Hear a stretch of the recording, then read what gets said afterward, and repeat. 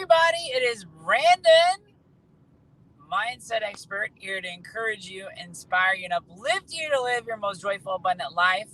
As you can see, I'm in the car today, and I am not driving, so I will be looking at the camera. Thank you to the love of my life who is driving, so that I can look at the camera and I can do this video. So today I want to talk about, what do you do when you have toxic people in your life? Negative Nancy's, I think, is the term that my grandmother used to use to describe these kinds of people. Other people use the term, I don't know, what is it? Positivity stinkers or curmudgeons. I don't know. There's a lot of different terms that people use for people that are toxic or negative with everything, really. But I wanted to give, this was coming up several different times in all sorts of different areas. I was just teaching at a travel agency virtual conference. I'm their mindset expert, and I was guest speaking there, and then it came up in that there. And I had people would always ask me this too. And when I was teaching, because there's in the teaching realm, there's a lot of toxic teachers who are kind of jaded. And so that would come up a lot, that people would ask me. And then in the circus, there was people that were toxic. I mean, there's toxic people wherever you go. So, and I've been teaching mindset for a very long time. I just didn't have the official, maybe, I guess, title, but I've always been life coaching and helping people and inspiring them and encouraging them. So how do you deal with toxic people? Let's talk about this. So there's 3 things you can do with toxic people. The easiest solution, and the solution a lot of people use, is you just ignore them. All right. There's not a lot of brain science between that. But if you think about people's attitudes, when you think about people's attitudes, that's what toxicity really is. It's an attitude that has a low vibration. So we talk about the vibrational scale, low meaning filled with anger, judgment, bitterness, envy, like any of those lower emotions, not the high emotions, which are peace, love, joy, right? These are low vibrations. And so if you think about yourself and your attitude, you control your own attitude. Other people control their attitudes. And if you think that everybody is basically tuned to a radio frequency, some of us are turned to soft rock, some of us are turned to heavy metal, some of us are tuned to Disney. I'm wearing my Mickey shirt today. But we're all tuned to different radio frequencies. And so what happens is, when you are singing Hakuna Matata, no worries, and then somebody else is singing like, my life stinks, like whatever that is, like those don't mix very well. And so you either have to raise your vibration to kind of drown them out, or you leave the room, which is you're basically ignoring them. And it's actually the reason many years ago, when I was an 8th grade middle school teacher, I never ate lunch in the teacher lounge. Never. Like, not once. And the reason why is because there was a lot of negative perceptions. You know, teachers don't get paid enough. The people are not appreciated. Are like sharing horror stories about students. And I just didn't want to be part of any of that. I wanted to focus on positivity in my classroom, positive perception of my students, seeing them through the eyes of love. And it's the same reason why, if you guys have ever stopped listening to the news, you will automatically begin to have a more joyful and abundant, and especially really less fearful life. Because the news loves to talk about our fears. Like, that's what they feast on, is our fears. And it doesn't matter whether you're listening to CNN or Fox or which side of the political spectrum you are, you're going to get like the worst fear case scenario of both. All right. And it's not helpful. And people need to think about their brain the way they look at their clothes and their body, right? So like, if your body is not healthy, if you have bruises, if you have any physical ailments, like you see it and you know that, so you want to take care of your body. If your clothes are ragged, you start getting holes in your socks, you're like, I need to get some new socks. You take care of your socks. Why do we not do that about our brain? Why are we feeding our brain all this fear stuff and not focusing on joy and positivity when they know they're higher vibrations and we're meant to live a joyful, abundant life? It just doesn't make any sense. So the first thing is really just to ignore. The second thing you can do when you have negative or toxic people in your life is to set boundaries. Is really, really helpful. So let's say that you and someone you love and care about, I'm really talking about like family members and significant others, or really good friends, people that are close to you that you just really can't ignore or don't want to ignore. You can set healthy boundaries. Like, if you don't want to hear negativity about a certain subject or their opinion on a subject, you can very respectfully say, I really love you and I appreciate your opinion, but I prefer not to talk to you about this subject. That's it. That's it, boo. All right. There's nothing wrong with that. If you don't want to talk about a certain subject, that's fine. Right.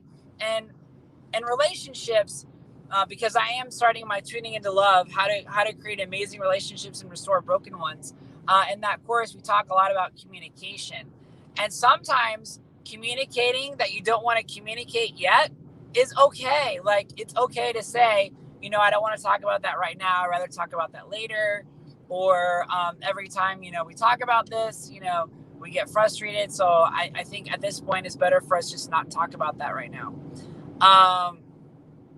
But that is very helpful to set helpful and respectful boundaries in terms of your communication. And then the third thing I would say is, actually, I think I'm going to have four things with toxic people. The third thing is try to see their perspective. I mean, a lot of times people who are negative, they have a reason why they're negative. They have a reason why they're jaded.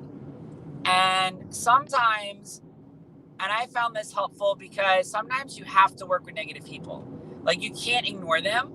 And when I was a school teacher, I remember one teacher who I absolutely adored, but there was some negativity there. And what I did is I would ask lots of questions like, oh, that's an interesting perspective. Why do you think that way? Or why is that your viewpoint? And I would keep a very open mind as to why she thought that way. And like, she had quite a few tragic experiences that had happened in her life that kind of shaped that perspective. And it allowed me to be really empathetic to her and want to be patient with her and want to give her more love. Now, I still, if she started to get like really negative, like, I would excuse myself or say, oh, I have to go, do some other classroom stuff. So you can interact with negative people and not allow it to affect your vibration, but you have to really see through the negativity to see them as a person through the eyes of love with compassion. And that's not always easy when you're first trying to do that. And you really have to peel back the onion layer of that actual person to figure out why it is that they view that way, why they view the world that way, because everybody has a reason why they view the world the way that they do. My parents, I love my parents. Their religious beliefs shape their viewpoint of the world. So understanding their religious viewpoint helps me to understand them and where they're coming from. So that's really, really important. And then I said 3. So far I said ignore them.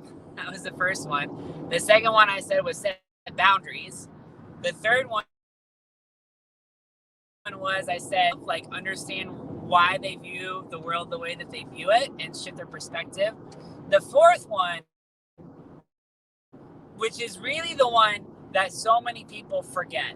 And this really goes to people who are not just negative, but they're negative toward you about you. So they're negative about your goals, your dreams, your aspirations, or about who you're dating or who you're with or how you're handling your life.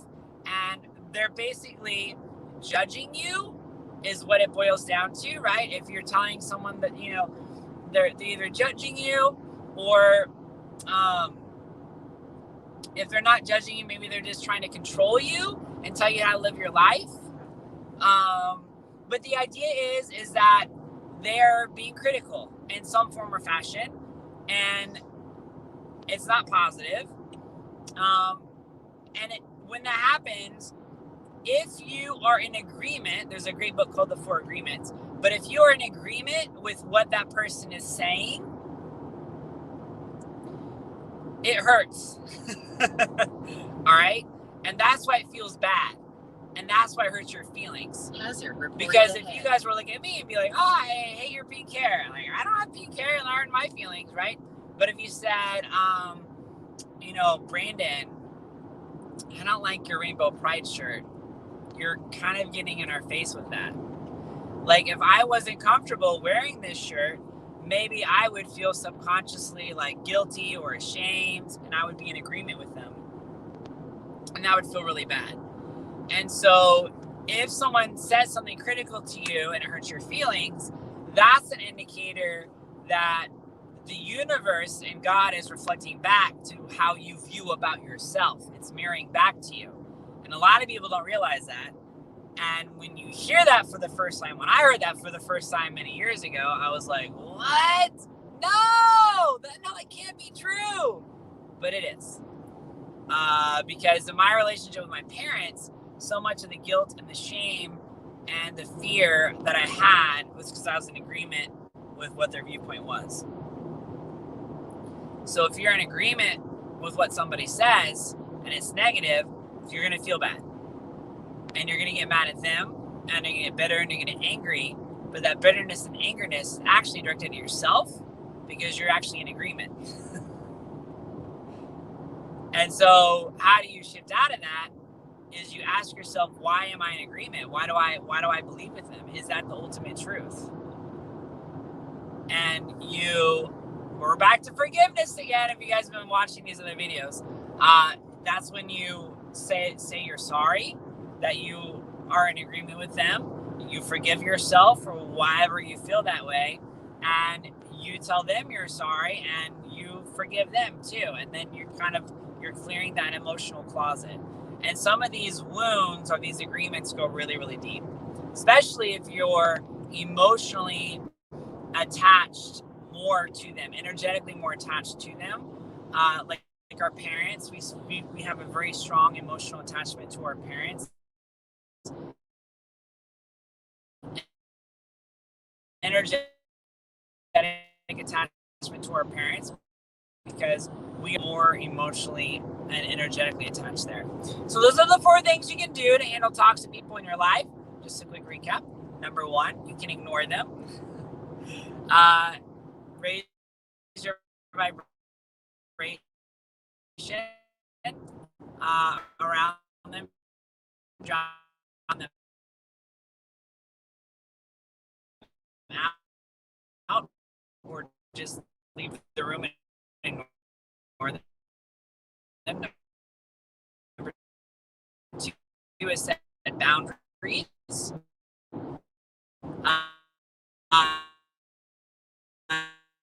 Number 3 is see them through the eyes of love. That